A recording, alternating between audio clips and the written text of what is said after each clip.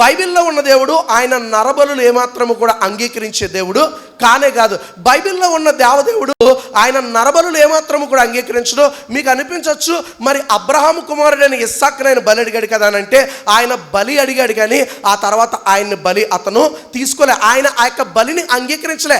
అడగడం కారణం ఏంటంటే, అబ్రహామును శోధించాలి, పరిశోధించాలి, ఆ తర్వాత దీవించాలనే ఉద్దేశంతో అతనికి పరీక్ష పెట్టాడు తప్ప ఆయన ఏమాత్రం కూడా ఇస్సాక్ని బలి తీసుకోలే. బైబిల్లో ఉన్న దేవుడు ఆయన నరబలులు కోరుకునే దేవుడు కాదు, ఆయన నరబలులకి అత్యంత వ్యతిరేకమైన దేవదేవుడు. మరొక మాటలో చెప్పాలి అని అంటే కనుక, లేవీకాండము 18:21 దేవుని వాక్యం చాలా స్పష్టంగా అంటుంది, నువ్వు ఏమాత్రము కూడా నీ బిడ్డలని మెలెక్ దేవుని నిమిత్తము అగ్నిగుండం దాటనీయకూడదు. అలా చేసిన ఎడల నీ దేవుని యొక్క నామాన్ని నువ్వు ఏం చేస్తున్నావు? అపవిత్రపరచుచున్నావు. దేవుని యొక్క నామమును అపవిత్రపరిచి తన యొక్క బిడ్డలను బలి ఇచ్చి మెలెక్ యొక్క అగ్నిగుండంలో పడవేసిన వాడికి దేవుని వాక్యం అంటుంది కదా, లేవీకాండము 20:2 వాడు తప్పక మరణ శిక్షకు పాత్రుడు కావాలి.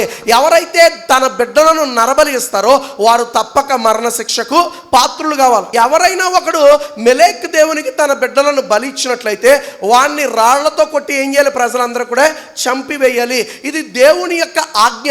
దేవదేవుడు ఎప్పుడు కూడా బలులు కోరుకునే దేవుడు కాదు, ఆయన నరబలులు కోరుకునే దేవుడు అంతకంటే కానే కాదు. దేవుడు ఏం కోరుకున్నాడంటే, ఆయన మన మనస్సును కోరుకుంటాడు. అందుకే అన్నాడు కదా, విరిగి నలిగిన మనస్సే ఆయనకి ఇష్టమైన బలి. మీకు అనిపించవచ్చు, యెఫ్తా కుమార్తె కూడా మరి మరణించింది కదా అంటే, బైబిల్ ప్రకారం నేను చెప్తాను, యెఫ్తా కుమార్తె మరణించలేదు. కారణం ఏంటో తెలుసా? ఆ యెఫ్తా కుమార్తె ప్రదేశంలో మన ప్రభు అయిన యేసుక్రీస్తు ఆయన గొర్రె పిల్లగా ఏమైపోయాడు? వధించబడ్డాడు. ఇస్సాకు స్థానంలో ఒక గొర్రె పిల్ల వధించబడింది. ఆ గొర్రె పిల్ల మన ప్రభు అయిన క్రీస్తు. యెఫ్తా కుమార్తె ప్రదేశంలో కూడా ఒక గొర్రె పిల్ల వధించబడింది. ఆ గొర్రె పిల్ల మన ప్రభు అయిన యేసు క్రీస్తు. కారణం ఏంటో తెలుసా? దేవుడు ఏ నరబలులు కూడా ఆయన కోరుకునే దేవుడు కానే కాదు. నమ్మిన వారు దేవుని నామానికి స్తోత్రం చెప్పండి. యెఫ్తా కుమార్తె కూడా ఆమె ఏమైపోయింది? తప్పించబడింది. యెఫ్తా కుమార్తె మరణించిందని బైబిల్లో ఎక్కడైనా చూసారు మీరు ఎప్పుడైనా? యెఫ్తా ఏం చెప్పాడు? నేను యుద్ధం నుంచి వెళ్ళేసరికి నాకు ఎదురుపడిన దాన్ని నేను నీకు బలిగా అర్పిస్తానని అన్నాడు. ఎవరు ఎదురుపడ్డారు?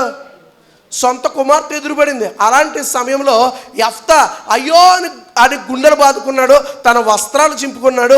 అయితే ఆ తర్వాత జరిగింది ఏంటో తెలిసే, దేవుడు అతన్ని పిలిచి, యెఫ్తా నీ యొక్క కుమార్తెను బలివద్దు. కారణం ఏంటో తెలిసే, నేను నరబలులు కోరుకునే దేవుణ్ణి కానే కాదు. అదిగో ఒక గొర్రెపిల్ల, దాన్ని బలిచ్చే ఆ గొర్రెపిల్లే నా కుమారుడైన క్రీస్తు. దేవుడు నా మనకు స్తోత్రం కలుగును గాక.